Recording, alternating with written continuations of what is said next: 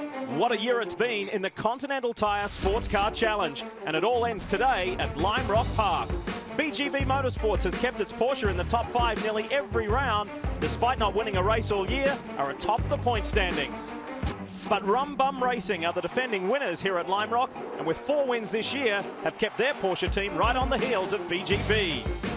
Playing dark horse is the CKS Autosport team. After a huge win in Indy, they're looking to steal this championship. The Grand Sport title is on the line, and it gets decided right here, right now. When motorsport fans talk about competitive racing series, you make sure that they are including this one. Just yesterday, the ST Class Championship was decided in the closing laps, and today could be more of the same. It's the final day, the final chance to win this Continental Tyre Sports Car Challenge Series GS Championship. Welcome to Champions Weekend here at Lime Rock Park. Hi folks, great to have you with us. Lee Diffie along with Speed sports car experts Calvin Fish and Dorsey Schrader for one last time in 2012. And guys, coupled with this being Champions Weekend, we've got something unique for the Grand Sport class today. It's the only time they'll be on the track by themselves. Quite often this class with the big boys and the big cars blame the slower speed street tuner cars for getting in the way and maybe upsetting their race or their strategy. That excuse won't fly today. It's Grand Sport cars on this track alone. 26 cars, Cal. It's going to be busy, and it all comes down to this. Final day in the championship, it's all about execution, Lee. Forget about all the good things you've done this year. Forget about all the bad things. It's all about what you do over the next 2.5 hours. And for the BGB team, they are in really good shape. A 7-point lead in the championship means a podium finish clinches no matter what anyone else does. They start from the front row based on qualifying being rained out. Grid is set on team points, and they've tested here. They feel really good, Dorsey, but Lime Rock Park, it is a tough place to execute on. Well, 26 cars doesn't seem like much, but this is only a 1.5 mile racetrack, and it's a real bull ring. Now, it rained all day yesterday. If you get off the racetrack, that's going to be bad. But if you get off this racetrack, it's already bad because Lime Rock eats race cars. Exactly. All right, let's paint the picture for you as we take a look at the championship points. As Cal just mentioned, 7 is the difference between those top 2 Porsche teams, but do not discount that Camaro team from CKS Autosport of Lawson Aschenbach and Eric Curran. But things are pretty tense if you drive for the championship leaders BGB, and that's where we find our Chris Neville right now. Chris? Yeah, Lee, since 1990, David Amperingham only in his 8th full season, and in those eight seasons, he's looking for his 6th championship. So he's no stranger to the pressures of winning a championship. But David, the way these two teams have gotten to this championship, following different paths. The Rum Bum guys winning races, you guys through consistency, only one finish outside the top 10. Today, do you guys need to attack a little bit more? Well, I think the team would like to see us win, but quite honestly, I don't feel I need to win to make the championship fulfilling. You know, it's a really tough crowd out there. It's a tough race. I'm going to play it smart in every way I can. I know the points well. I know where I need to finish with respect to the Rum Bum car, and that'll be my goal. Well, he might not think they need to win this last race, but wouldn't that be a great way to win a championship? Brian? Well, Chris, you talk about BGB and their consistency. Rum Bum Racing, Matt Plum, Nick Longy have been consistently fast. 4 wins on the season, 2 more than any other team. But Matt, 3 finishes out of the top 10, including the last 2 rounds. So how do you put those bad finishes behind you and focus on the championship here? You know, you'd think it'd be a little easier than this, but it just goes to show. I mean, this is the best racing in North America. There's so many people that can win at any given point in time, so you're constantly pushing and constantly going for the win. We just need to do what we need to do, which is win the race. We got a good car. We like this track. We've been here before. We won here last year. And, you know, this team has done everything right. They made no mistakes. We've had a couple unfortunate bad luck situations. They deserve it. I want it. We got to take it. Lee, one goal in mind. Win the race, we win the championship. I enjoyed seeing the facial expressions from those 2 guys, the top 2 in the championship. It's going to be tense. Dors, you spoke about the track a little earlier. Let's talk specifics with the Kia track map. Really busy racetrack, 1.5 miles, 7 corners. A little change here when in this area of the racetrack 5A, 5B. We want to go straight there. We're going to go right up the uphill onto the back straightaway, pull the wheels in the air, and have a good race here today. Kia starting grid will roll through at the top of your screen so you can see who is where. But Cal, let's talk some important numbers with the Continental Tire race analysis for this season finale. Normal race length, but only one class, as we've talked about before. 26 cars out there is going to be busy. The key here is at Lime Rock, it is a very short lap. You have to get your strategy right. If bobble on pit lane, you get off in this wet grass, you'll go down a lap in a heartbeat. A couple of onboards for you. Al Carter for 4-line racing in the B Positive Scene Tap BMW, and to the right of your screen is Roger Miller in the Dempsey Racing Roush Mustang. We're ready to go racing. Lights are out on that BMW M3 safety car. We're ready to go for the final time, the 10th and final time in season 2012. Will it be a Porsche or a Camaro that wins this championship? Which team will it be? Rumbum! The team championship leaders get the jump with Nick Longy. The top three are in the championship, but think about the wild cards out there. Someone like Mac Bell, will he have an influence on this championship here today? John Farano, the championship leader, drops to third. Keep in mind, Dorse, that John Farano in that blue and silver Porsche, he's a Pro-Am driver, and at the moment he's surrounded by professional racing drivers. That's this racetrack for you. This is the heat of battle, and it's like this all day. There's nowhere to hide at Lime Rock Park. You're all on top of each other, and you got to really think about strategy and how to get by the cars around you. Heads up driving already. Pretty sensible stuff, Cal, don't you think, on the opening lap of the season finale?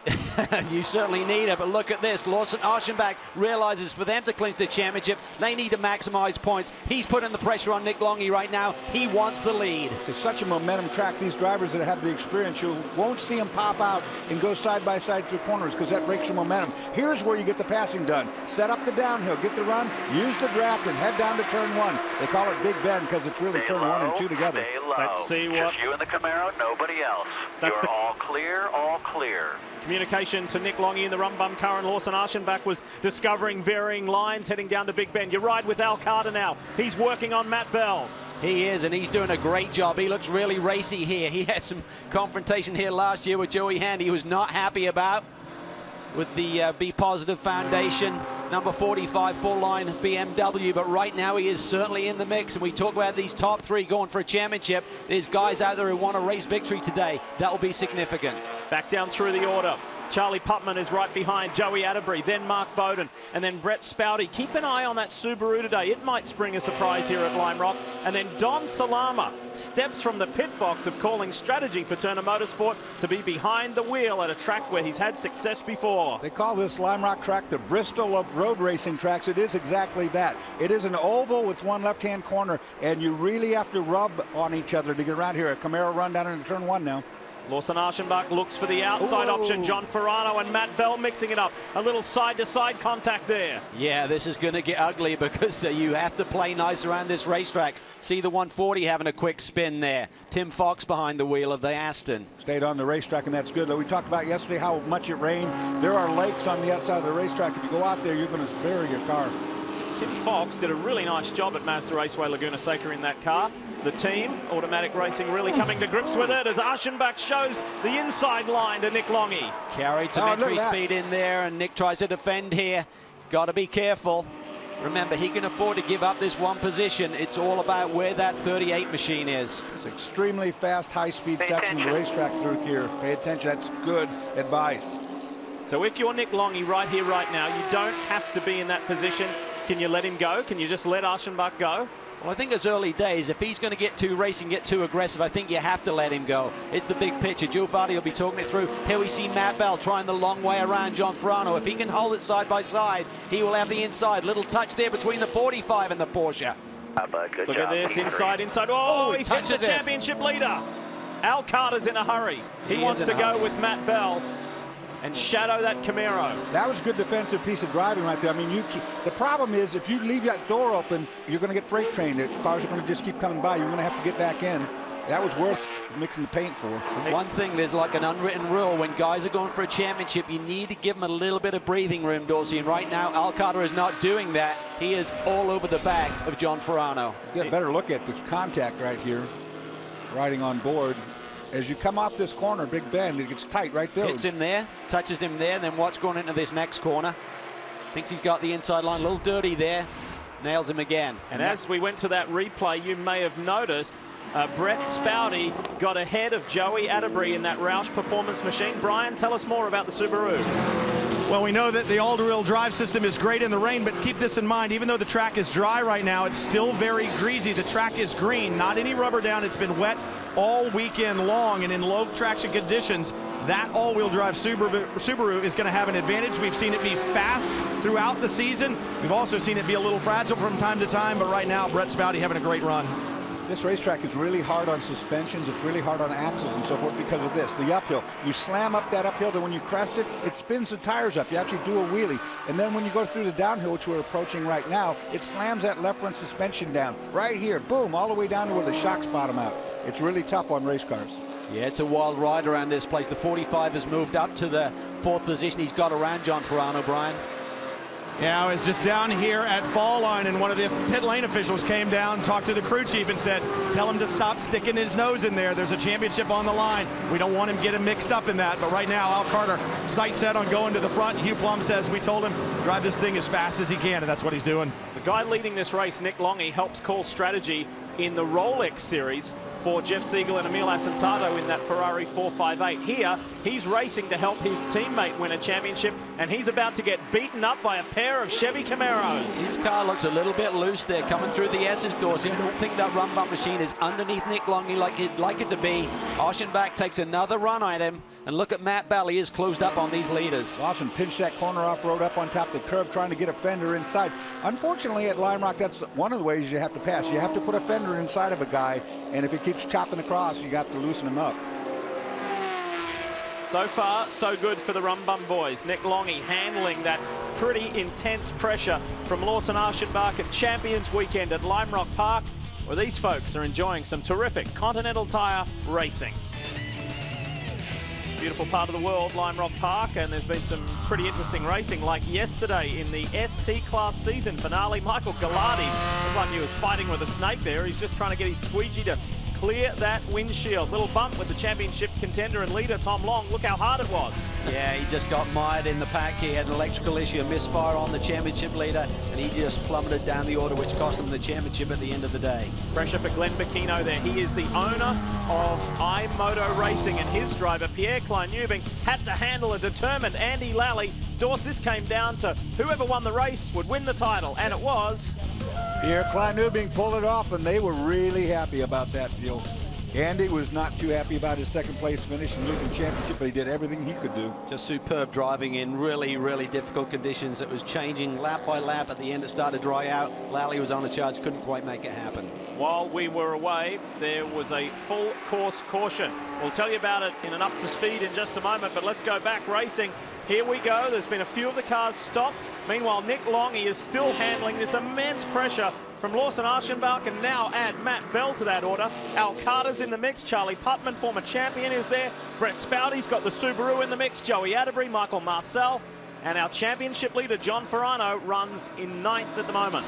Yeah, lost a few positions here, but just doing what he needs to do, keeping the car clean. Remember, he come under heavy attack from this man, the man we're on board with right now, Al Carter, in the opening laps of this race. The 4-line BMW looking very strong. And Nick Longy was kind of holding up the pack. He was getting all over like Austin Aschenbach's looking at him right now. He wasn't really blocking, but he's doing such a really nasty kind of defensive line.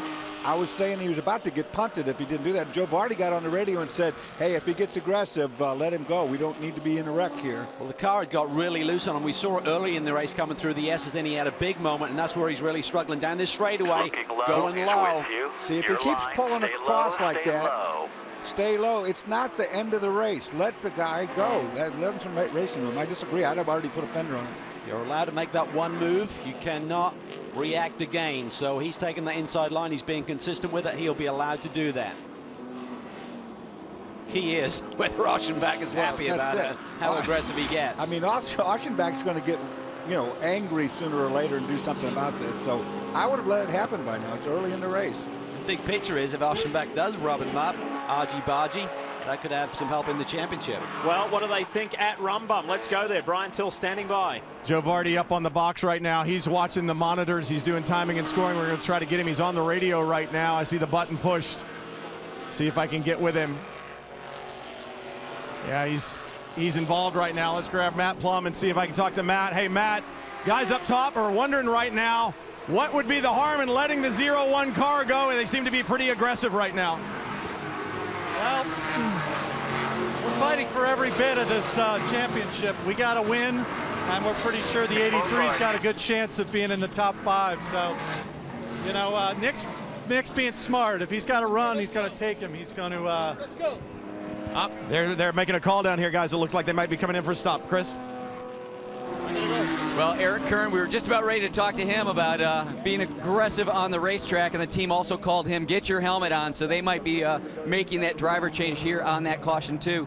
But this team's saying, hey, we're 15 points back in this championship. We're going to do everything we can to try and get the lead and keep the lead. Talk about doing everything you can to win a championship. Joe Vardy may be sacrificing Nick Longy in this driver championship. You've got to do 30 minutes to get driver points. We're only 23 minutes in. He may pull the car in and use strategy to get the team in better position, but it would mean Nick would not get points today. Talk about the racetrack being wet from yesterday's rain, and you see what happened right there. Woo. Take a look on this onboard. Roger Miller, we're talking about, he's going to run down here into the right-hander. He's out on the outside, loses grip, hits that wet grass, and there's no stopping. And this is the second incident that Roger has had today, and the first one certainly was not his fault. Just out there in no man's land where there's no grip, and the car just didn't stick, and once he got in the grass, there was no stopping. It's also a little bit of a downhill grade. There's a creek behind that barrier. Just the slope there, and we've seen cars get stuck trying to pull out of situations like that without a lot of damage, but with that uphill climb, no traction, nowhere to go. So we're almost 24 minutes into this race, second full course yellow. And let's bring you up to date with what has been going on. Speaking of Nick Longy, look how he had his hands full. Yeah, we saw it getting loose early, and then as he started to push it, that rear end of that Porsche did not want to keep up with the car. And we see Roger Miller in problems here, getting a little tap through the S's again, Doss. Yeah, he got helped in that one and did a really good job right here trying to stay out of that swamp, and did drive out of that on his own. Car was bouncing off the rev limiter. Meanwhile, Tim Bell was bouncing off other cars as he went flying on the outside down to Big Bend. He got himself out of the ditch too without any wrecker assistance. That's what caused the first full course yellow. And that brings you up to speed with where we're at right now. How about our championship leaders in the 83 BGB Porsche, Chris? Well, Lee just checked in with that team to see if they would potentially split their drivers in this driver points championship if they don't get the all clear that the first driver has done their time on the car. And I think we're still about 5-6 minutes away from that happening unless the officials make that call. But talked with team manager John Teesey. He said no, they will not do that driver change if it splits their driver in the championship. But we do have the 13 and the 01 coming in. Yep, here we go. Nick Longy, Lawson Aschenbach. You heard the call to get Matt Plum ready. There's Matt Plum off the wall, and Eric Curran was also told to suit up. Brian's on the spot. Nick Longy climbing out, Matt Plum getting in. We talked about this car being a little loose in the left-hander earlier, and I talked to Matt. He said, we've set the car up to predominantly turn right. You think about this racetrack, it's mostly right-hand corners. He said, it's probably a little loose in the left-hander until the track rubber's in, then we expect it to get a little bit tighter. And Brian Lawson Aschenbach staying in the 01 car. Also just left side tires on that car. They were trying to get the lead from the 13 on the racetrack. They got it in pit lane. Well, the key is here. They've decided that their guys are not good for the 30-minute rule. So right now, unless Nick Longy gets back in this car, he'll be split with Plum in the championship. And Cal, I can remember this time last year when Rumbum were in contention for the championship, and also at times through this year, very non-selfish actions from Nick Longy. He said, I'm in this championship to make sure Rumbum wins this championship, not for Nick Longy. I will sacrifice for the team, and we could have just witnessed that right there. We'll be back right after this break. Champions Weekend at Lime Rock Park. Season finale for the Continental Tire Sports Car Challenge Series. Season finale continues here at Lime Rock Park, where the circuit is celebrating its 55th birthday. So many great races, so many championships, so many great magical moments here at this Northwestern Connecticut circuit. And as you can see up front, we've got a Chevy Camaro leading our most recent race winner. Matt Bell, John Edwards, they celebrated at Mazda Raceway, Laguna Seca. Meanwhile, pretty intense battle going on here between Al Carter for 4-line and Brett Spouty in the Subaru Road Racing Team machine. So that's 1, 2, and 3. Those guys have not pitted, nor has Joey Atterbury from Roush Performance or Michael Marcel of Turner Motorsport. First pitted car out there is Brett Sandberg in 5th place. Yeah, he did that very early in the race, and with those cautions that kind of rotated him to the front. I think the one guy who's really on the normal strategy, who has pitted already, would be Billy Orble in the second of the Turner Motorsports cars. Don Salama started that car. And here we see something that was significant. This is our championship leader. John Farano waited to get past the 30-minute mark. By 33 minutes in, they get David Empringham in under caution. However, getting him out of the pits, he ended up starting this race going back to green about half a lap behind the leader, so he's got a lot of work to do. Yes, that's the key thing. He is on the lead lap. He's 25 seconds behind our race-leading car of Matt Bell. Pretty good scrap going on there with Michael Marcel and Joey Atterbury. Michael able to get around Joey a lap ago, but they have been working on each other for quite a while now. One guy who knows what it's like to lead this race here at Lime Rock Park is Nick Longy. He's with Brian. Yeah, Nick climbed out of the 13 Rum Bum Porsche. And Nick, I saw a lot of emotion when you got out. You weren't happy. Was that the call to take you out earlier, or was there something on the stop? No, nothing to do with it.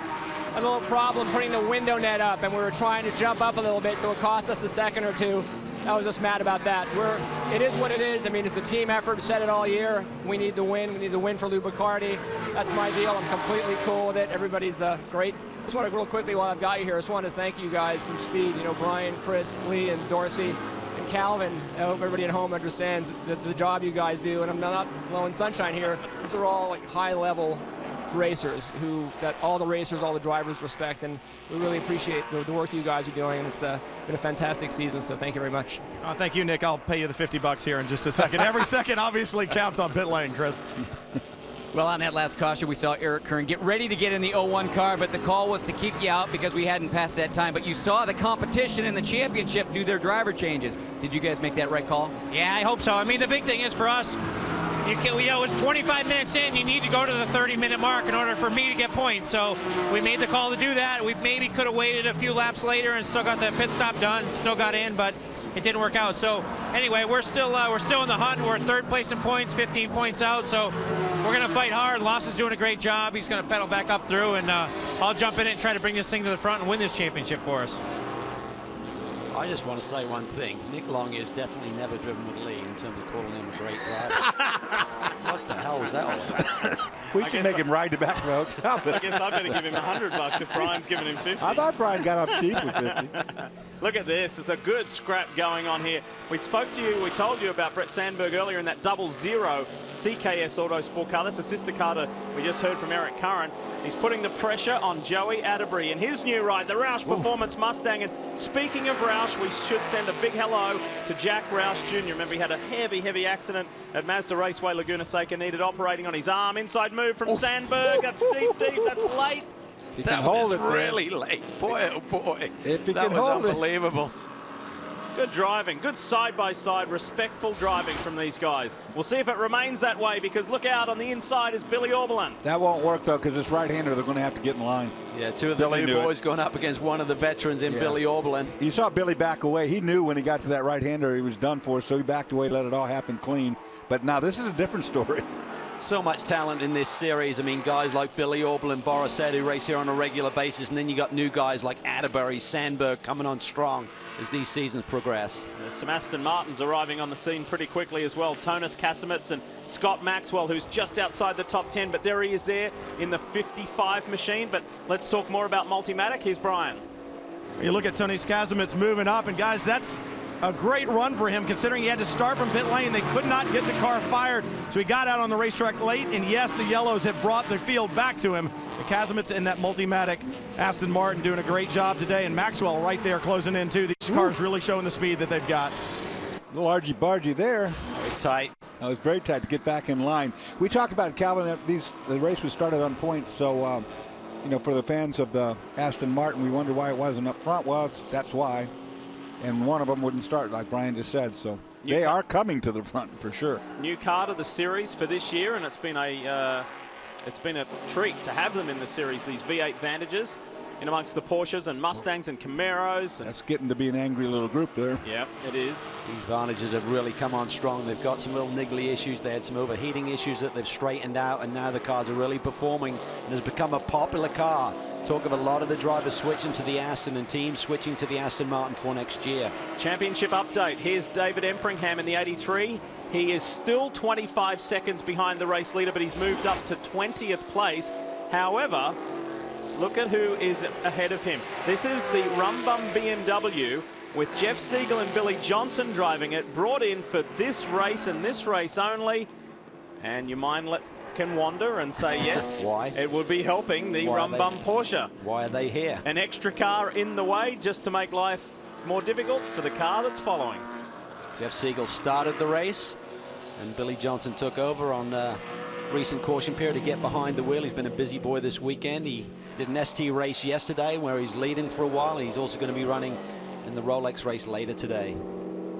I like the race that Brett Spouty's put together in the Subaru WRX for the Subaru road racing team. He's shadowing Al Carter, and our race leader just flashed through Matt Bell. He's got 3 seconds over these guys, so it's nice and comfortable for the Stevenson man. Behind these guys, Marcel and Billy Aublin. So 2 Turner Motorsport BMWs in the top 5 early on. It looks good, but we got a long way to go. An hour and 3/4 in this season finale.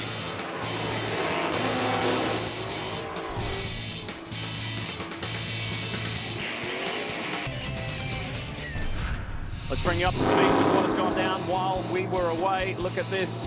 The 0-1 of Lawson Archenbach getting through past Joey Atterbury in the Roush Performance Mustang. Couple of big muscle cars fighting it out there. And Brett Sandberg, the second CKS car, right there. But check this out. Look what happened to Lawson Archenbach, one of our championship contenders. Gets over the top of the uphill, pulls the wheels up, lands sideways, and there's no stopping the car. It went off in that wet grass. Hit that guardrail quite hard. Couple of pit stop. This was our then leader. Matt Bill brings it in, turns it over to John Edwards. They're looking for another win this year. This was the 45 car. Al Carter was running in second position. Hugh Plum taking over for him to take it to the checkered flag. Really strong opening stint from Al Carter. Nice way to finish the year. We're back racing. Joey Atterbury in this 51 Roush Performance Mustang, the Starstruck machine, he did not pit. He's the only one of the top 12 cars yet to pit, and you've got championship contender Matt Plum tucked in right behind him in the Rumbum Porsche. Yeah, he's right in the mix there. It'll be interesting to see whether that Porsche, the E-Sit kicks a little bit sideways. That's where we saw Longy have problems earlier in this race. So I was wondering if they made a tire pressure adjustment when they switched to a new set of these Continentals, but looked like Plum, when he's trying to get the hammer down, still has that Porsche get away from him a bit. A lot of guys set up for this racetrack since it's all right-hand corners, only the one left. They set up the chassis a little biased on its weight to try to help that situation out. You get that left-hander, and you can get not a happy car there. Let's sprinkle in a little bit of Sellers. Brian Sellers is in that blue and white Backstager 4-line BMW. Brian is running in the 5th position right behind Scott Maxwell. There's the 2 Aston Martin Vantages there. Maxwell's dropped back a little bit, so Brian's got by him. Charles Espenlaub is in the mix. Look at this. Tonis Kasemets is trying to force his way by our championship contender Matt Plum.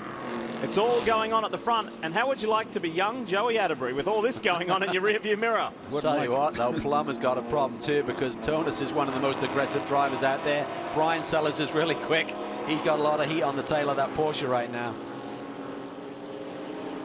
Remember at Mazda Raceway Laguna Seca, Brian Sellers was in the mix. He and Mark Bowden did a really nice job.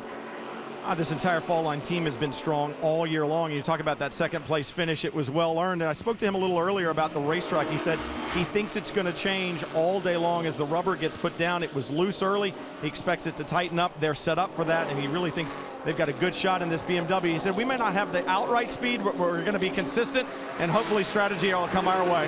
Funny you say that, Brian, because we were just talking about the fact that looking at the racetrack, it's starting to rubber in. No question about it. Woo, what a dive bomb in there. Can he keep it, though? Yeah, wow, that was... No, he couldn't. No, he couldn't. He had too much speed. Really aggressive. I mean, he wanted to outbreak Plum there and ended up taking the lead from Atterbury at the same time, but net result is he gained 1 spot. Racetrack definitely starting to rubber in. Take a look at the corner right there. They'll start gaining some grip. Their lap times will start coming down. I would think with Atterbury, you know, having not stopped yet, he's got a lighter car, but he's also got the oldest tires. Check this out. Look to the left of your screen. Look for an Aston Martin. Tonis Kasemets. And this very much reminds me of yesterday's ST season finale, where you got championship contenders fighting with guys who are not in the championship. They're just an annoyance, but those guys don't care. They want a race win to end the year. They want some momentum going into next year, and they want to finish off the season on a high. So that's what it's all about. They need to respect the championship contenders, but nonetheless go for the win. We had 3 driving combinations in the mix to win this title today. Now there are just 2. Let's hear what happened at CKS Autosport. That's right, Lee. Eric Kern, Lawson Auchenbach, they were doing what they needed to do. They were running up front, but obviously we're back in the garage now. The 01 car just getting off the rig. Eric Kern here with me. Eric, did Lawson say anything? He's still at medical right now. It sounds like he's going to be okay, but he say anything? What happened?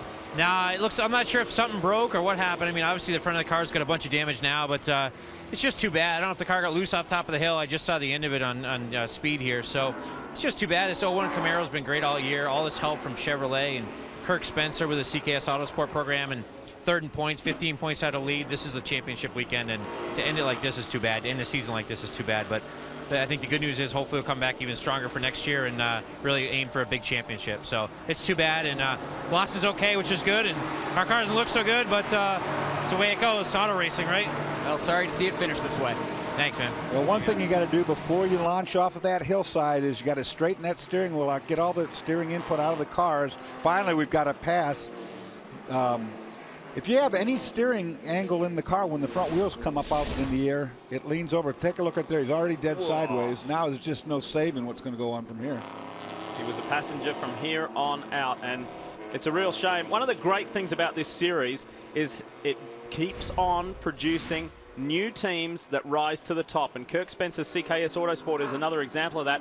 4 podiums this year from 9 races thus far, and producing 1 race win, that memorable one at the Brickyard. They'll be back, and they will be a championship contending team next year as well. Here we see a little bit of contact coming up between our championship contender, Matt Plum, there, getting into Atterbury. As you mentioned, Dorsey, Atterbury's tyres may be getting a little bit tired. But remember, Kazimierz hasn't pitted either. Meanwhile, looked like there might be damage now on Atterbury's. He heads for pit lane. There should be a driver change happening here as well. They're going to struggle to stay on the lead lap. This is going to need to be some nifty work from the Roush boys. Seem to be off the pace really early for pit lane, bringing it down to the pit lane speed, but he seems to be slowed down very, very early there. Let's hope there's not a problem. There's Shelby going Blackstock. under the hood. There's a problem. They're pulling hood pins, so. Yeah, he was definitely off the pace. So there's not too much rush going on there, and they're still trying to work out exactly what the drama was. Meanwhile, at the front, Tonis Kazimierz is flying the flag for Multimatic and for Aston Martin. Second in the championship points, Matt Plum, second in this race. See all those cars now starting to twitch the back end out when they lift off that uprise. You know, you're seeing what you got is they're starting to pick up the speed on the uphill climb. It's rubbering in. They're getting more speed as they come up that hill. All right, championship update. What's the picture? Where is the 83 machine? David Empringham is right there in 7th place. 7th place. Now remember, as Cal said right at the top of the show, regardless of whatever else happens, a podium finish will seal this championship for David Empringham and John Ferrano. Right behind them is the Stevenson Camaro being driven very, very well by John Edwards, the victor at Mazda Raceway Laguna Seca. Let's check in with that team. Well, John Edwards doing a good job right now, but Mike Johnson, Matt Bell was spectacular in the early going. Noticed some damage. The hood lifted up a little bit on the 9. Everything okay there as far as it goes mechanically? Yeah, this track has mostly right-hand turns, and so what that hood does, we lift it up a little bit, and it makes it really go really nice in the right-handers around here. It puts a little drag on that side. So, no, I think at the start he just got a little contact, pop a hood pin off, but car's running great, team's good, and you know, we didn't really expect to be able to have even an opportunity to finish in the top 3, but now with the 01 out, I think we need maybe a 7th or 8th or better to get 3rd. So right now, just pushing real hard to see if we can do that. Stevenson historically good here at Lime Rock, both in Continental Tire and in Rolex GT. Why do you think that is? You know, I don't know. The GT car for sure, Pratt & Miller Engineering really knows how to make a car good over the bumps. And when they paved this track, we thought we'd kind of slow down a little bit, but it really hasn't worked. I mean, our car's good on the curbs, and yeah, our GS car, I don't know. I think the drivers just really like it. It's a fun place to be. Fun place to be. They liked it at Mazda Raceway Laguna Seca too. They won there last time out, Lee. Let's not forget either that they're flying the flag for Chevrolet, who came into this around. It gets very close here. Look at this inside move on the championship leader. John Edwards gets it done before the uphill. Going to get passed again here, maybe. He doesn't watch, he goes defensive. That's a good thing. Yeah, this is Hugh Plum. Maybe he can do his brother Matt a favor here and take this position away from David Empringham. Got to run, but that's not going to happen now on the downhill side by side. Just to finish that point on Stevenson, Chevrolet came into this race third in the manufacturer's standings, 16 points behind Porsche, who boasted a 10-point lead over BMW. That championship is still to be decided as well. So much to play for with just under an hour and a half to go. Speed without tuning in to Wind Tunnel with Dave Despain at 9 p.m. Eastern, 6 Pacific. Dave will discuss all of the hot topics right now, and you can pose your questions as well. And I wonder what co-host will be on tonight with Dave Despain. Now, we understand the 83 is pitting. That's David Empringham, championship leader. Meanwhile, another Porsche, and the rival for this title is leading the race now. Matt Plum is out in front, and here is Empringham. A little bit of a surprise here, Chris. I'm not sure. I can't believe they're in their fuel window now. I heard 70 minutes was the window. We're at 77, so let's see what goes on. Chris? Well, David Empringham coming to pit lane, and I was a little bit surprised about that. Them team saying this will be the final pit stop, but John Teesey saying we are rolling the dice, we are going for this championship, and we typically have 4 cautions during this race. We've had 3 so far, so he's expecting 1 more caution. If we get that, that will be the tipping point to put this car into hopefully get it to the finish on this. Just left side tires on this stop.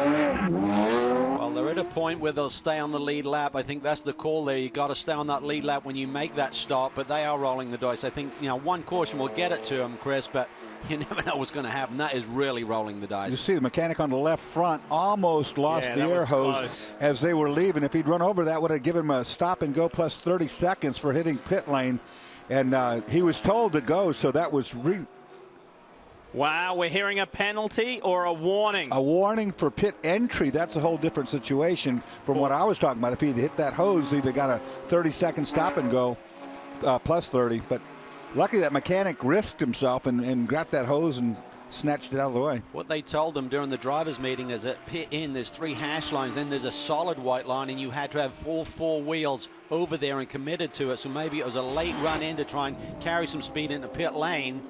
And Mark Raffoff said he would give every car 1 warning before he started doing penalties. So that was good. That was the warning. It was 1 warning per weekend, too, not per session. Right, exactly. You just see how severe those rub marks were on the back there, the back left, where John Ferrano was roughed up a little bit by Al Carter early on in the race, but no major damage done, just those scuff marks.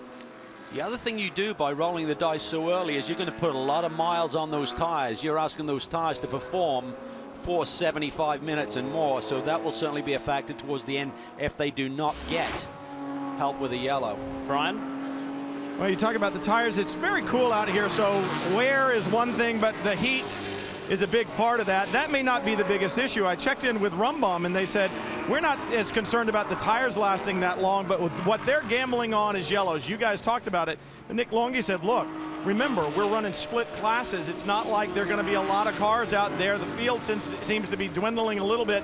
We don't see that there's that much danger. The guys are talking about it on the box right now as to when we want to stop, but we're not willing to roll that kind of a dice like the 83 is right now. So they're thinking there's just not quite as much caution in the future as perhaps the BGB guys are counting on. I think about another 5 or 10 minutes, Brian, then you'll be okay, and you'll be in a fuel window even if it stays green to get to the checkered flag, not needing a splash. So very brave man, John Teesey, in the BGB group in making that call. Maybe it'll play out for them. If it works, you look like a hero, don't you? But if it doesn't, and if you're 1 lap shy or whatever it might be, then it's going to be a pretty bitter pill to swallow. We'll see how that works out. Meanwhile, this man here, Matt Plum, in the Porsche, can see title rival David Empringham just a little way up the road. So that's how tight it is here to stay on the lead lap.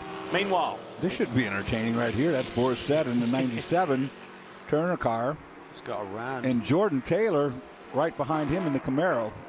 You're talking about 10th and 11th here. The order is Matt Plum, Brian Sellers, Scotty Maxwell, Tonis Kasemets, both Aston Martins there, 3 and 4. Then Charles Espenlaub, and then the 3 car of Billy Johnson, and then Edwards, John Edwards for Stevenson, then Hugh Plum in 8th, Aquilante 9th, Said is in the 10th position, and then Jordan Taylor. That's how it works. Stretching immediately. He got by Jordan. He's kind of pulling on him a little bit. Jordan ran with his team at the last Connie race. He said, this is nuts. I mean, a regular in the Rolex series said this Continental Tire series is incredible. Let's check in at Turner Motorsport for an update. Here's Chris. Well, Will Turner down here enjoying a sandwich and a little drink of water for your interview here. Now, Will, you guys have kind of been hot and cold at Lime Rock, but this is really your home track, so more pressure this weekend? I don't know if it's a little more pressure, but there's a lot more people here. We always try to do our best, obviously. We've had a lot of wins here. We've clinched championships here before. You know, and this track loves BMWs, and BMWs love this track. Today, we had a little difficulty in the pit, but both the drivers are okay now. We got a long time to go, and hopefully we can get the cars up front and on a podium. Yeah, we can see Don Salama back up here in the box, working strategy for the team. He said he had a good time out there running around, and I asked Paul Dallalana why Don Salama had the chance to get behind the wheel, and Paul just said, hey, he's done a great job for me over the years, and I wanted to give him a little bone there. Brian? Joe Foster down here with the Multimatic group, and these Aston Martins really, they've been strong all year long, but they've come alive here at Lime Rock Park. Why is that? Well, obviously we had an exciting start to the race. We both had to start from the pit lane, but it's very, very good in traffic. They're nice to the rear tires. The car is balanced when the tires fall off, so you'll find us kind of get better as the stint wears on. You notice both Scott and Totis in the 71 and the 55 are doing a great job and got the cars near the front, and that was in the latter half of the stint. I think the main reason is the car retains balance as the tires fall off. Well, the other thing is Lee Diffie likes them because he says they smell like a fine Italian purse store on the inside because of the leather. Is that true? Yeah, I don't own many purses. You'll have to ask Lee about that, but it definitely is a beautiful car to drive. It's certainly, I've never actually even drove one on the street until I drove this one, and it's really, it's an honor. Yeah, they've been impressive all year long, Lee. It's not a purse, it's a satchel. So you're hanging out in satchel stores, are you? So 1 hour and 11 to go, and it's still all to play for, isn't it? But Matt Plum is in a commanding position, but remember his teammate Nick Longy did not do 30 minutes, and you have to get championship points. Could we be awarding this to a single driver? We'll find out in just a little over 1 hour. About the expanded coverage at speed.com in the auto racing section. Get all the information you need, stay informed with the latest auto racing updates right from the track. Photos, video coverage, it's all at speed.com, the auto racing section, and on Speed on Facebook. We're back, and let's bring you up to speed with what just went down in the top 10 involving the B-positive CNTAP BMW. It's looking a bit wounded, and this is the reason why. Well, there's a big battle going on here between Billy Johnson and Hugh Plum there for the 5th position. Then they come up on Roger Miller. They try to split him, and there you see Billy Johnson dive to the inside and just wash up right into him, Dorsey. Got into him, and then right there, you saw the rear tire just clip across the back end, and I think, unfortunately, we'll take another look at that. It's a secondary hit that did the damage. And listen, bam, that was right on the left rear wheel, Calvin. I think it's hurt the suspension. Yeah, you'd have to think so, and just really aggressive driving here. Billy Johnson goes to the inside, and he can't hold the front end down. Just rides up high into Roger Miller, and there you see Hugh Plum coming around the outside and flags him in the left rear. Right on the left rear wheel, and I think it's hurt the car. I really do. Roger Miller must be saying, what have I done to deserve this today? He got hit there early in the race and almost ended up bogged in the swamp. He was able to get out of that. He had a self-induced incident at turn 1. And we have to do points-wise for the 0-1 car. Just asking there, what do we have to do points-wise to try and get ourselves higher up in the championship? That's the voice of Hugh Plum, partner to Al Carter. Those guys really wanted to finish as high as they can, and we've got a new race leader. It's Brian Sellers in the 46, the sister full-line BMW. Well, I think those guys need to finish in about the 13th position. That's the 45 car to overtake the 01 in the points. So I think that's certainly on the cards for them, and they'd love to finish this season with that sort of performance. I think he's messed up the toe link or the toe in on that rear tire, and that's making the car really, really squirrely. Top 3 was their aim from a couple of races ago for Al Carter and Hugh Plum. We'll see if they can achieve it here today. What about our new race leader, Brian Sellers, paired with Mark Bowden? Here's Mark. Guys, we're going to have to step out of the way here just a second. The 45 looks like it's coming in, so we're going to step out of the way. We'll talk with Mark right after this. And the 45 is Hugh Plum. We just showed you that sequence of replays. Is the car damaged worse than Hugh knows? He's giving the feedback to the team.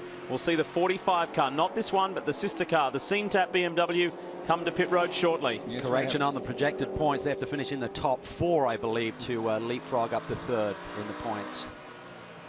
It's going to have a bent left rear toe link or something in the back corner. Look at the wheel itself. He's got a flat tire too. Lost some air. Maybe he'll get away with that. Yeah. That'll be a nice thing if you can just get away with the flat. In now.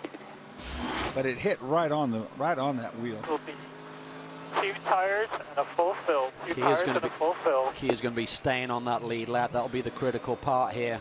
Lost a little bit of time just getting the wounded car back. Brian's there. Hugh Plum in, and they're going to be going to that left rear. Let's take a look at the damage. Just the fascia pulled off a little bit, but a lot of marks on that metal wheel, and the wheel is actually broken. That has been the problem. As far as the suspension goes, it looks like it's okay. It looks stable. The crew going to work, getting this stop done, but that is a painful, painful hit, literally, for the 45 team after Hugh Plum doing a great job, and Al Carter a spectacular drive in the early going. Right side tires now being attended to. They're going to go a lap down. We're seeing Brian Sellers just come up this front straightaway, who has assumed the lead of this race. So lap down, but Sellers will need to hit pit lane as well. So a lot of shake-up still to come. He could slow down to help the sister car, but not that much. No.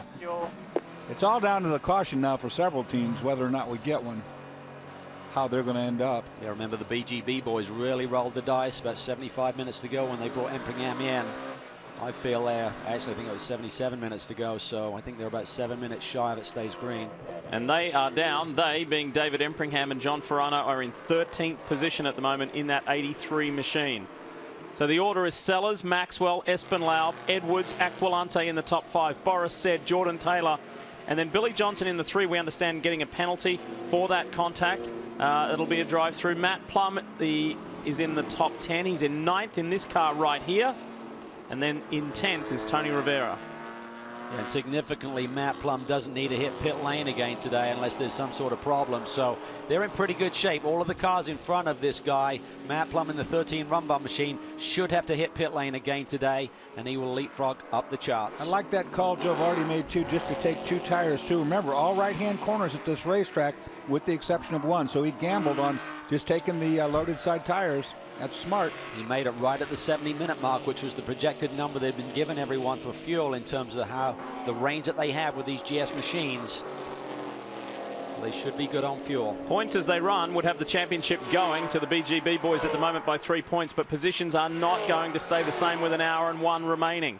They're going to move into higher positions, and we'll update you as we work our way through this final hour of racing in the 2012 season.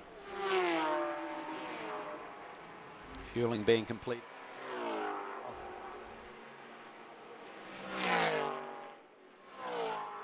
It's a long old stop there at Multimatic, and then Scott Maxwell is sent.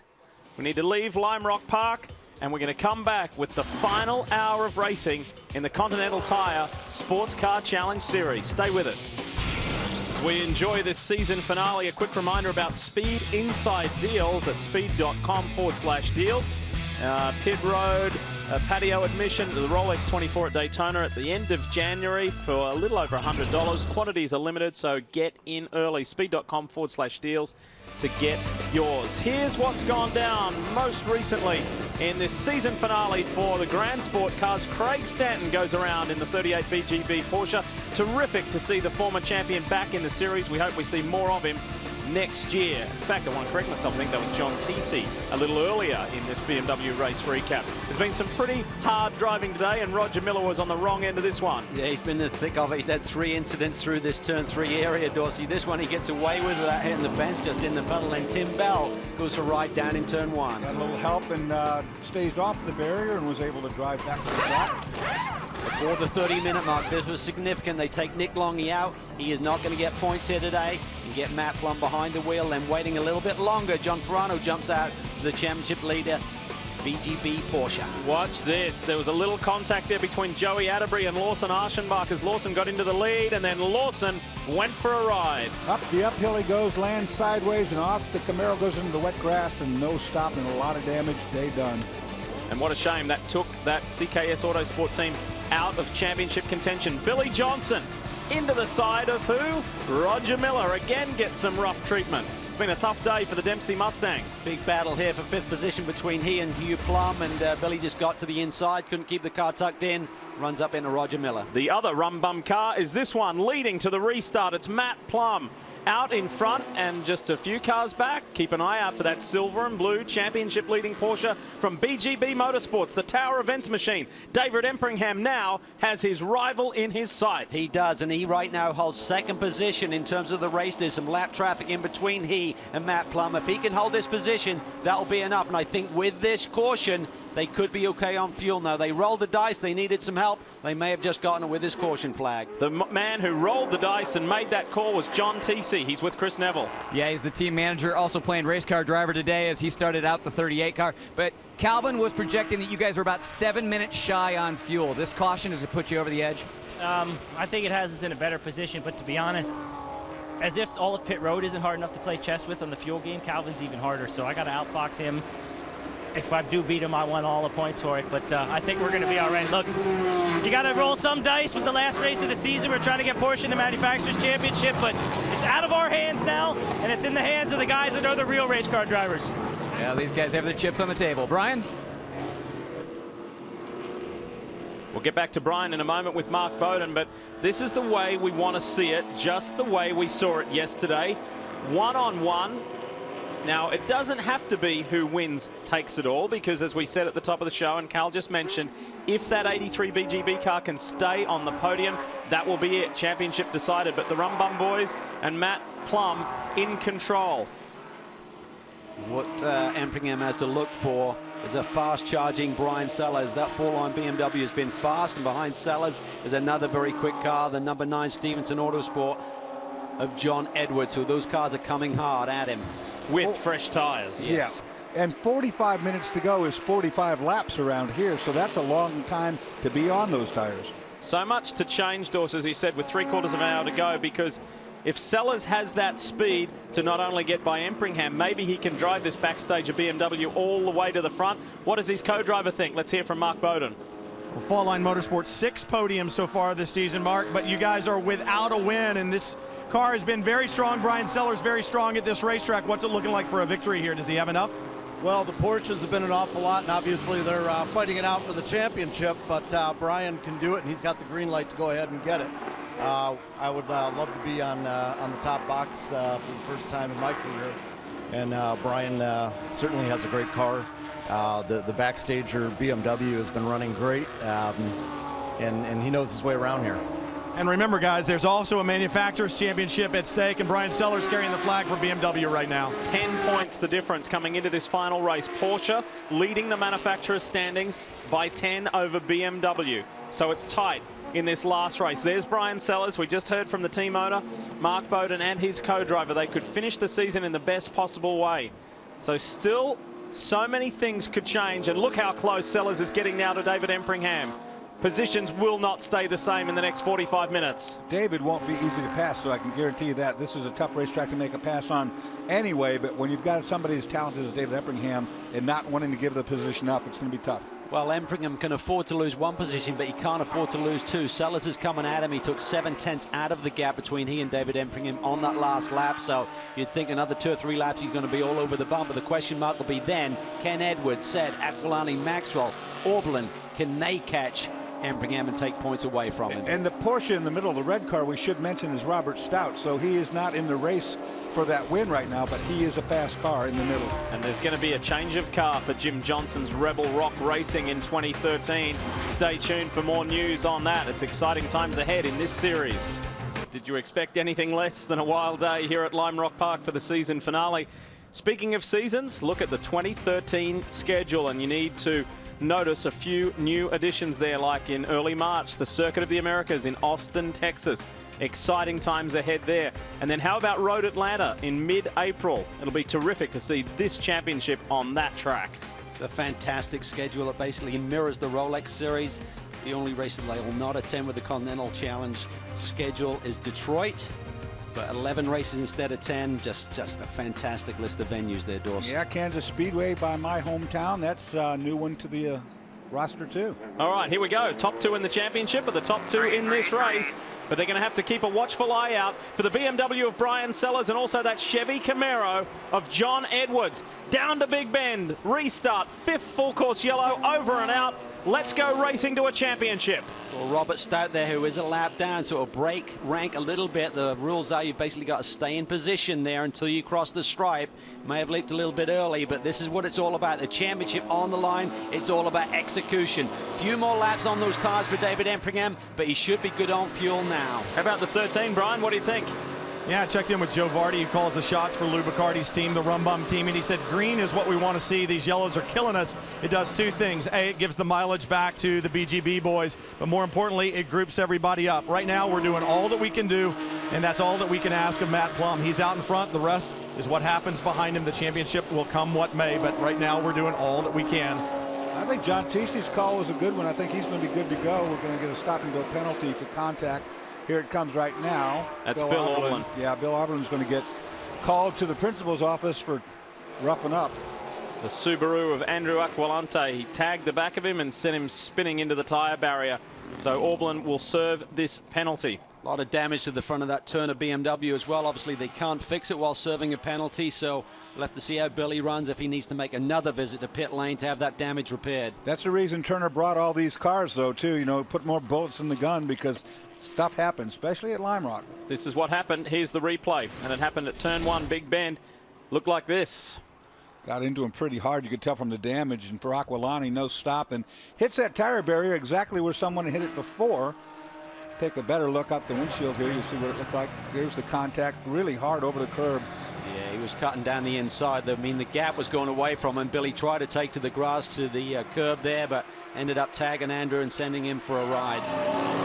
Pretty early in the corner, and in a way that's good for Aquilani. That looked a lot worse with the tires being pushed in like that, but that was from prior. And that's 2 in a row, isn't it, boys? He got tagged at Mazda Raceway Laguna Seca late in the race when he was doing well as well. Have a look at this. Brian Sellers in that 46, the blue and white BMW, third at the moment.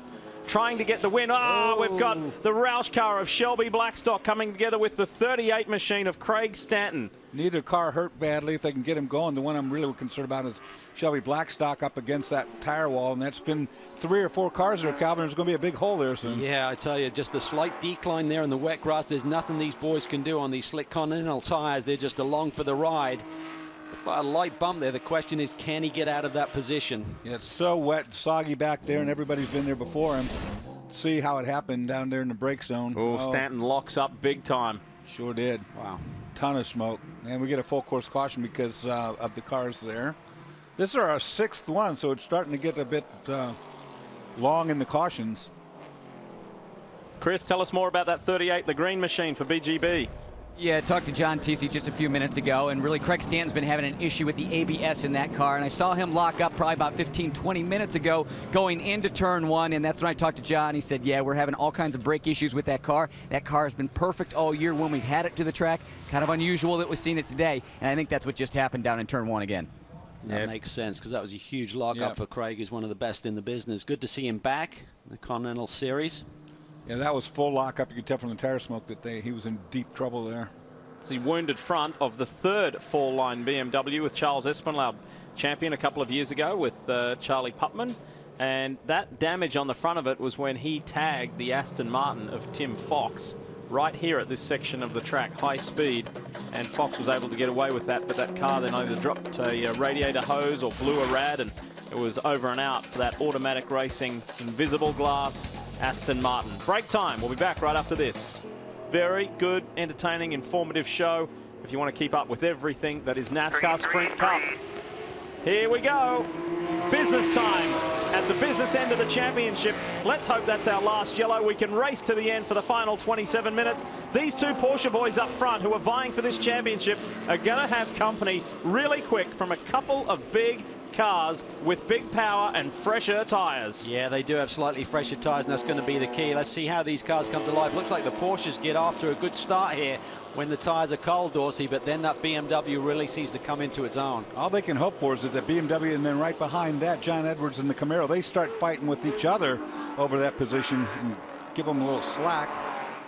Empringham's one of the best in the business, though. He's had so much success. Talking to him this morning, he said, I've only had 8 full seasons of racing since 1990, but during that tenure, this would be his 6th championship if he can win it here today. He's had 2 Atlantic titles and Indy Lights, and also 2 in the Grand Am championships over the years as well. Just a tremendous record. Remember also that the Canadian, this man in the 83, was the first to ever win a race in the very first Daytona prototype race at Daytona International Speedway in 2003. He shared that ride with David Brabham. Who else was in that? Scotty Maxwell. Scott Maxwell, who's in one of the Aston Martins here, just a couple of positions back. Those three gentlemen got their Rolex wristwatches for winning the first ever Daytona prototype race. On board with Hugh Plum in the Scene Tap B Positive BMW. He's looking at Scott Maxwell, incidentally. That's 6th and 7th. Let's check in with the points. How would it fare? Well, the BGB boys would win it by even more, by 4 points. A podium will do it. We've lost Robert Stout. Stout is in the wall. He is, and he didn't come back out in the track, and that's the good news. That was on the uphill, but he got in there early. He spun early before he started climbing the hill, and that's lucky. Wow. The damage is not that bad for the hit that he took. I think he got away with one there. Dodged a big bullet. Let's see what happened. Yeah, he lost it at the entry, got down there. I think he probably dropped right side wheels down into the, a little bit, used too much curb. We'll see it, watch the right side of the car. Right here, nah, not really. Just took off on him. Yeah, just got a little loose on entry there. And the big news is that Rob will be a Scion factory driver for next year. And big news, I think, in the ST class for next year with those guys coming on board. That's going to be a really neat car, too, little rear-wheel drive Scion. Real sports car again, I like that. Good gap for Matt Plum up front over David Empringham. What's happened here is this Ashley McCalmont in the 00 machine. She's running 16th at the moment, able to get the car going again. The sole remaining CKS Autosport car. That was in the left-hander, the only left-hander on the track. Usually you get helped along there. A nice rhythm to the race, and suddenly with these yellows, as you say, Dorsey, yellows breed yellows in terms of the pack being joined together once again, but everyone just needs to settle down now and run out these last 24 minutes or so. But right now, Empringham is in position to win the championship. He can afford to lose one more spot, and then he gets into trouble if he goes any further deeper into this field. 97 of Boris Said has company there, trying to fight with Jade Buford. Jade, however, is not on the lead lap, so the 71 stays wide, allows these guys to get through and to have their own individual battle. And Buford's old teammate from Roush Performance, Billy Johnson, who's in that 3 car, comes through. He served a penalty. These yellows have helped him because he's got that Rum Bum BMW back up into 8th position. Now fighting with this man we ride with, Hugh Plum. He's driving the wheels off that Rum Bum BMW, and what a weekend he's having. He drove a little ST car Honda Civic yesterday. He's driving a Daytona prototype this weekend, and right now he's got that M3 power underneath him. See the Aston Martin right there. Scott Maxwell getting really taily as he braked for that downhill corner, really high speed. That car is in contention. It's unlike its teammate. Oh, late on the brakes there. Tries to take it down the inside of Boris. Up on the curb, got it. Done. Wow, nicely done. Very impressive. Look at Billy Johnson. He likes the outside line there. Around Big Ben. Doesn't quite keep it together. Doesn't usually pay off, I can tell him that. This angry little bunch just swamps Robert Stout there. He'll stay wide. He'll stay out of the way and let them through as he does. So 3 BMWs in a row there. Boris Said, Hugh Plum, Billy Johnson. Who's going to win that one?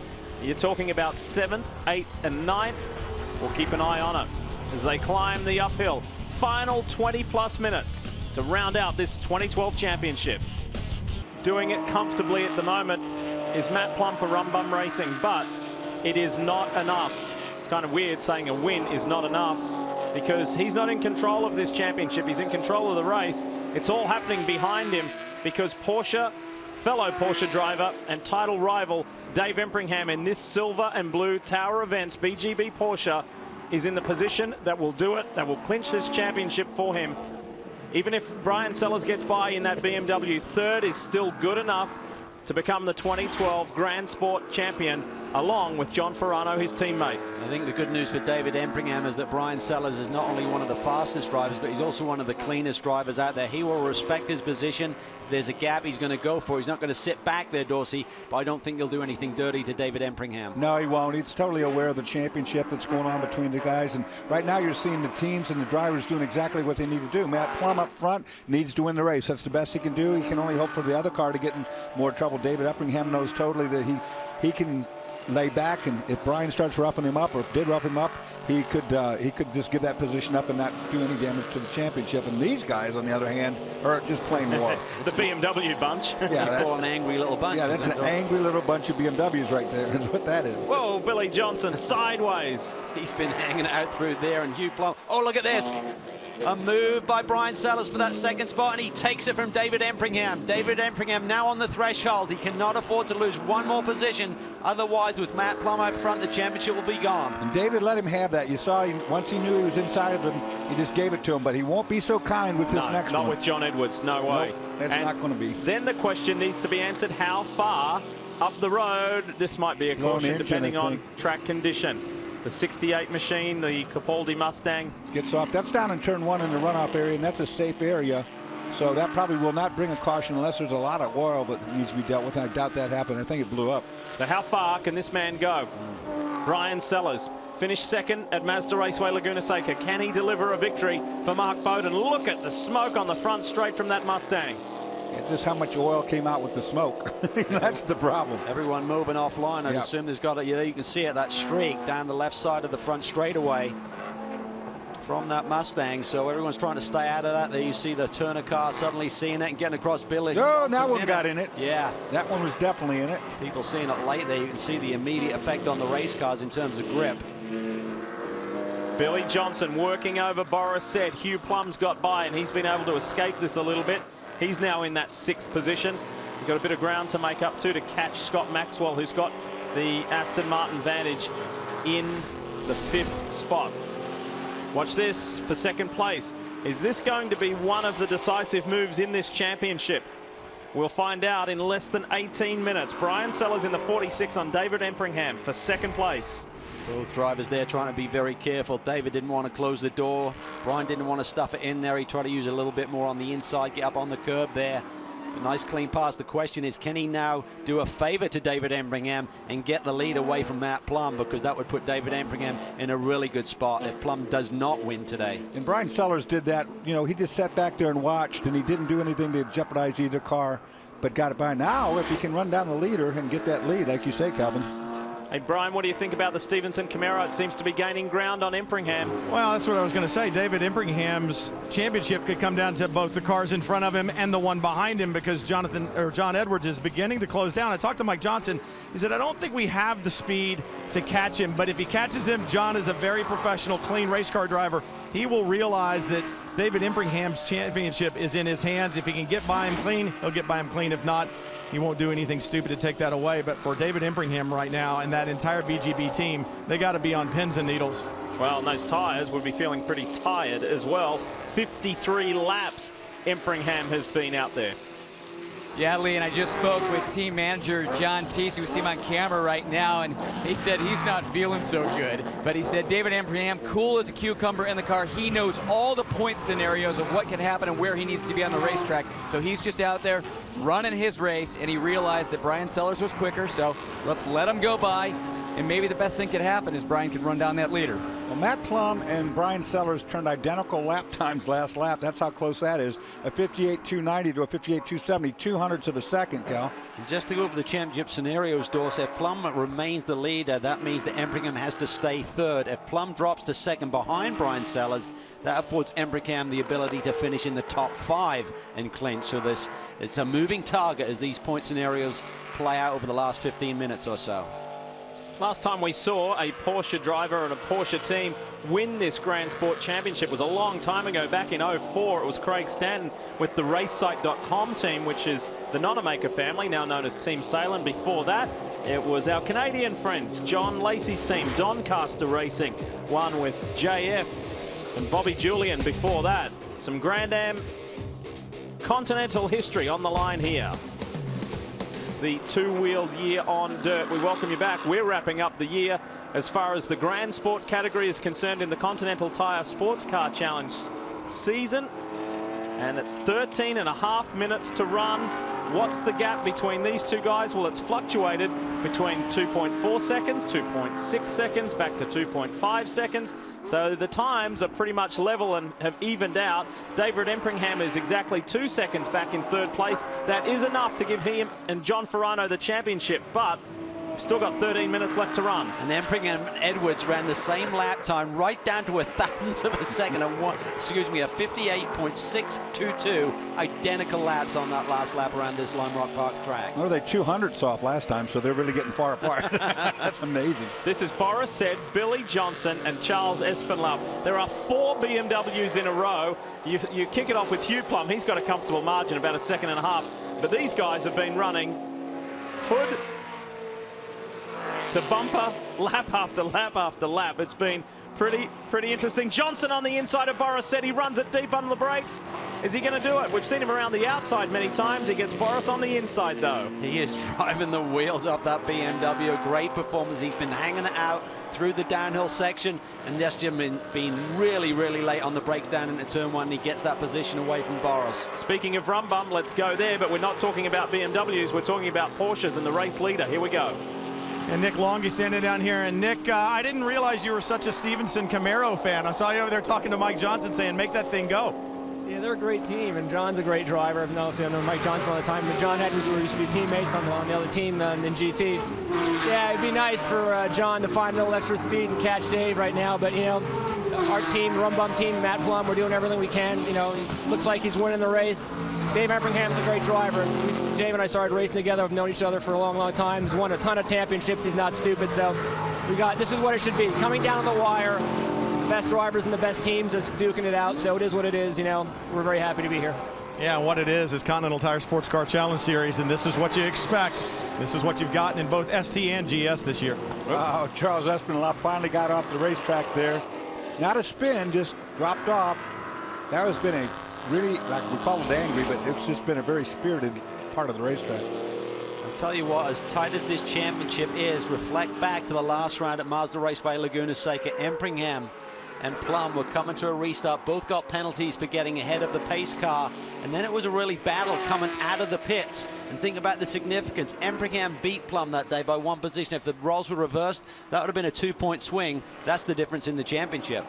And still, as they come around Shelby Blackstock, Shelby was involved in that incident a little earlier. Still, Empringham in third is able to maintain that gap over the 4th place John Edwards, and time is starting to be on his side. Only 10.5 minutes to go. Brian Sellers, on the other hand, took 3/10 that lap away from the lead of Matt Plum. That's more than likely traffic, as they caught some. Can you imagine if this stays the way it is? And for Matt Plum, obviously we know Nick Longy is not going to be the co-champion because he did not do the 30 minutes at the beginning of this race that you have to get championship points. Matt Plum, if he does not win this championship, will sit back with Lou Bacardi and Joe Vardy and say, we won 50% of the races this season and did not win the championship. Yeah, that will be hard to swallow. And 2 top 5s on top of that. They had a 3rd at Mid-Ohio, a 5th at Disney on top of, at Daytona on top of the 5 wins if they get another one here today. So they just had 3 really bad events, and that can really hurt you. The depth of the field is the key in this championship. There are so many cars. If you have a bad day, Dorsey, you just come out here with virtually no points, and that really kills you in the championship. Yeah, we're talking about 26 cars being a small number. Of course, that's a pretty big number of cars when you're looking at point spread. You're thinking about Disney already? Your daughter hasn't even been born. That's a good dad. That's a good dad to be, right, Dawes? You love the lines there, man. You just love the lines. Coming through traffic is the champion-elect, but he's got to hang in there for another 9.5 minutes. And we should give huge props to his teammate, John Ferrano. He's the man behind Tower Events on the side of the car there, because this is the only Pro-Am combination. What we mean by that is John Ferrano is not a professional driver. It's not how he earns his living like David Empringham or like Matt Plum and so many others in this field. And he and Emp, as David is known, have formed a really good partnership. And that's tough when you are not a pro driver, to be surrounded by guys who are, to be mixing it up with them. And there is John, tense moments. And he's saying, oh, please take the camera off me. And I tell you what, the team were just so calm. Talking to David Empringham this morning, he said, yeah, we're in really good shape. The car's really good. We tested. We know what we have. We're starting at the front. John's been doing a tremendous job. He tested well here as also. There was just a sense of confidence in that group, and that's what you need on a final day in a championship season. We need to squeak in one last break before we come back and take you to the checkered flag to congratulate a race winner and to crown a champion. A late race stop for the SceneTap B Positive BMW. We'll tell you all about it when we come back. Remember, right at the top of the show, we said if the ST race yesterday was any indication we could have more of the same today, we've got it here. This is for the championship. John Edwards, if he gets by this Porsche driven by David Empringham, it's over and out for the 83 team, because that 83 Porsche needs to finish where it is in third, and we've only got 6 minutes to go, Dorsey. And David Empringham was just told on the radio, you do anything you have to keep that car behind you. That Porsche's rear fenders are going to get real wide here in a moment, because he has got to hang on. He has got to hang on, and John Edwards is one of the best in the business. He's a young driver who's going places. We believe the rumor in the paddock is that he may be leaving the Stevenson Group for a big ride next year, but more on that later. But right now, all he's thinking about is a podium position here for the group to finish off their season. Finishing off their season with a win at Mazda Raceway Laguna Seca. Oh, here he goes. Here. Dives to the inside. Whoa. Big power slide. That was a great power move. It didn't work, but it looked good. Did it give Empringham another car length? Maybe, but Edwards is still close. 5 minutes, 20 seconds to go. It's tense in both camps, at Rumbum and at BGB. Let's check this out. Look at this, just jumps on the power there, Dorsey, coming out of this left-hander, but it's so tight there, there's really no room. Empringham still has good speed. If the car is wounded in front of you, maybe, but not when you've got a healthy car to try and pass. And luckily for John Edwards, he had good car control. The thing crossed up on him, and he got on the brakes at the same time, kept off the back end of the Porsche. Meanwhile, up front, Matt Plum still leads this race where he needs to be, and he's done everything he needed to do. 3.3 seconds out in front of the BMW of Brian Sellers, but it's all about this third place. Empringham cannot afford to give this up. We saw Nick Longy make the Rumbum Porsche very, very wide for the opening 26 minutes of this race. That's all Empringham needs to do. Look at that. Empringham saw Edwards go for the inside on the last lap. That time he sort of like sat in the middle of the road to try and deter him. It's all about placing that race car right now, Dawes. He's just got to hit his marks and put the car where he knows it's very difficult to pass. Yeah, if nothing more, don't ever go anything beyond the center part. You know, just stay to the inside the whole time. If he's going to make him move, make him go the long way. Keep it clean, hit your marks, and then when you get on this front straightaway, just move over to the right-hand side of the straightaway. He is allowed to do that. And he only needs to do it 3 more times, roughly. 4 minutes left. 5 laps to go. 4 more times around if you can hold him back. Puts the Porsche where it needs to be. Oh, look out here. Yeah, he's got to be careful. I thought he'd have been a bit more defensive. Forget about your lap speed. It's all about not being passed. So he's got to be careful, because Edwards could take a big lunge when he leaves the door open there in turn 1. So I'd be very careful here, too. After he saw that lunge before, he's slowing him up. You see it. This is where David Empringham is calling on all those years of experience and all those championships that he has won to try and hold this young man off. This is Hugh Plum. Remember, we saw him make that late pit stop to change tires. Probably had one going down again, so he's got some speed. Will he be a factor? Remember, it's his brother, Matt Plum, who leads this race. He doesn't want to interfere here, because Matt Plum needs Edwards to get around Empringham. Can you believe the feeling down at the camp? For Nick Longy, he's done his job this season, and he took himself out. He played for the team. He didn't do 30 minutes. He cannot be champion, but Matt Plum can. Less than 3 minutes to go in this 2012 season. Oh, Empringham had a bobble. He did. Edwards is on the inside. Is he going to force? Empringham's hanging tough. If he can just hold it on the outside there, this is tough racing, Dorsey. Oh, that's really loose, and they're doing a great job so far. They rub right there. No. Both cars off track. No! Empringham in the grass. He loses 1 position. That's not the way these guys want to win it. John Ferrano can't believe what he's seeing. That's crazy. I think that was all on David Empringham there. He tried to run Edwards a little bit wide and ran out of route himself. He had to defend. That's how tough it got. He did defend, but he defended all the way to the point of putting himself and both cars off into the grass.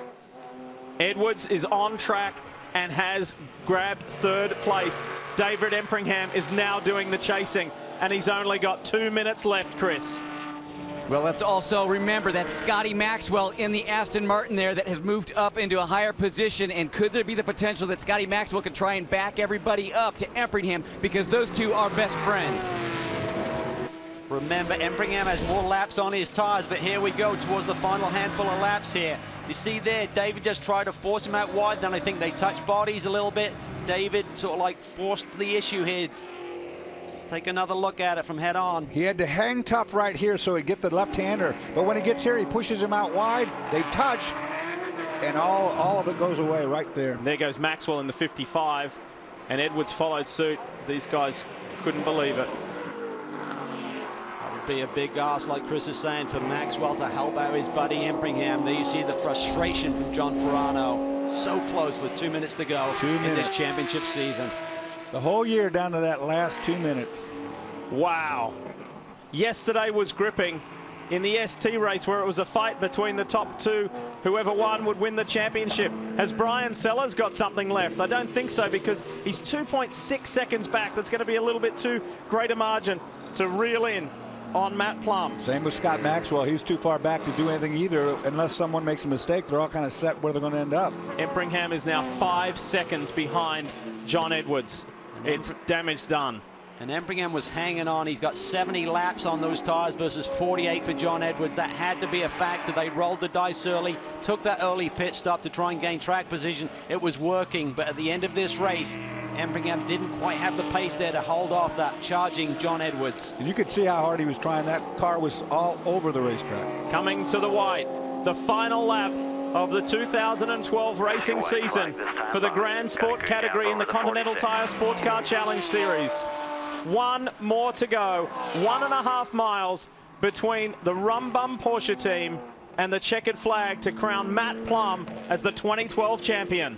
Wow, he looks clean. He's got a little bit of traffic to deal with, but he has some breathing room over Brian Sellers, who's done a superb job for 4-line here today. It'll be another podium. They do not get a win here in 2012, but for these guys, it'll be their 5th time on the top step of the podium. What a season, and the championship may be theirs. We have such a super production team here at Speed, the cameramen and women and everybody on the production staff. We've got people monitoring the car radios. The Rumbum team has not communicated anything to Matt Plum about what happened to David Empringham. He has no idea. He's fully focused on the job at hand. Final corner, final lap in the final race, and that's the way you want the championship to be decided. The Rumbum Porsche with Matt Plum is a champion. Wow! In the most dramatic way, in the closing laps, this title is decided. They executed. They got the job done. It was close for David Empringham. Going to fall a little bit short, Doss. Yeah, I think he just yelled, "Where'd the 83 go?" So you're right, Lee. Yep. He never had a clue. And there is David Empringham. Spare a thought for John Ferrano there and for David. Whew. And the celebration begins. They had some hardship this year, but at the end of the day, the Rumbum boys won half the races this year, deserving champions. Back at Lime Rock, and time to celebrate and look at Matt Plum and his Rumbum Racing Porsche doing it in style. I think he was feeling a little ill coming into this race, and one of the crew members just told him on the radio, hey, your stomach ache? Champagne will celebrate that. And it's time to celebrate. Here's Brian Till and our new champion. I'd recommend not doing this to your 911 at home, because there's a big dent in the hood right or in the roof right now. Congratulations, Matt. You know, they were saying on the radio, champagne makes your stomach feel better. Were you a little queasy there towards the end? Oh, man, they need to keep me better informed. I didn't think we had, I knew we had obviously won the race, but I didn't know what happened to the 83 car. So it was such a surprise. I think my ulcer acted up. What a great effort. Joe Vardy, Louis Picardi, Jennifer Picardi, I'm sorry you're not here to see this moment, but you know, they've definitely made all of our dreams come true with this championship. You know, there's been some ups and downs, but this team is always there. It's always doing the right thing, is always prepared, gets a setback, keeps moving forward. Thanks to my co-driver, Nick. Also the boys that helped us in the 3-car today. I mean, this is epic. I can't thank Continental Tire, AST Shocks, Rumbum. And I know that this is a goal that you guys have been after for a long time. And Nick, while your name doesn't go down in the book as champion alongside Matt, everybody knows that you were such an integral part of this. For you, as a driver, how difficult is it to step back, do your part, but know that your name's not going to be there in the ink beside your teammate? this is a team. You know, Matt and I have been friends a very long time. This whole deal was built about the premise of winning and doing this for Lou, who gives everybody this opportunity to do this, a true sportsman, Lou and Jennifer Bacardi. So it's absolutely no issues on my part. I also want to thank the efforts of the BGB team. David Empringham, who've been friends for 20 years, and John Ferrone did a fantastic job. Coming down to the wire, the last few laps of the championship, it does not get any closer than this. Fantastic. Folks, welcome back to Lime Rock Park here in Connecticut, and some extraordinary circumstances. While just a few moments ago before the commercial break we called the finish of the race and said that Matt Plum was the 2012 GS champion, we have just been informed by Grand Am that is indeed not the case, because Plum was found to be in breach of one of the Grand Am road racing rules, the rule that states a driver is allowed to be entered in 2 different cars and race 2 different cars. However, the driver must qualify and start one of those cars, which is in fact what Matt Plum did not do. Nick Longy started the 13 Porsche. Matt Plum finished the race in the 13 Porsche. He was entered in the other rum bum car as well as a security measure. However, he never even stepped foot into that car. I want to show you the championship points, and it does not have Matt Plum at the top. Cal, Dorse, it's been an enjoyable weekend. It was an enjoyable race, but this is a twist to this championship we could have never expected. Lee, it's a really unfortunate situation. I mean, the rule is in place so that a team does not have multiple cars and allow their lead driver to sit out and wait and see which one is in the best position. Coming into this championship weekend, certainly Matt Plum realized there was a championship on the line. They tried to do everything to prepare and really engage themselves to have all of their bases covered.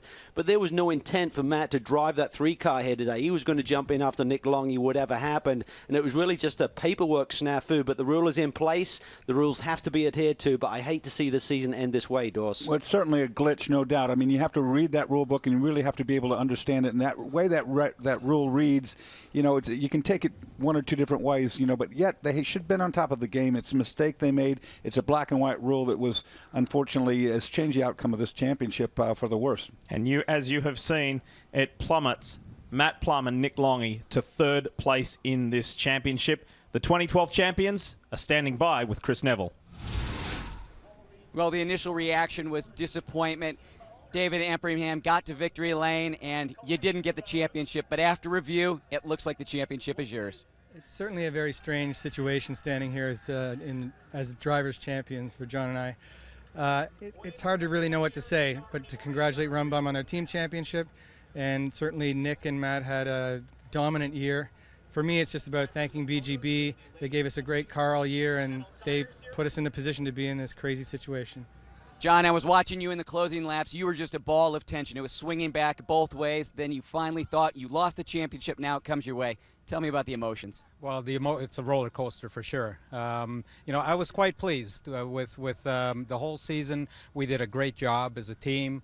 Dave did a great job in the car, and we really focused hard on just finishing every single race and just being there at the end. And we did that. So I was quite pleased, but it is a real mixed emotion for me right now. Yeah. And as you can see from those 2 guys there, that is certainly not the way they wanted to win this championship. No, it's not. I mean, the championship was lost on paperwork. It was won on the racetrack.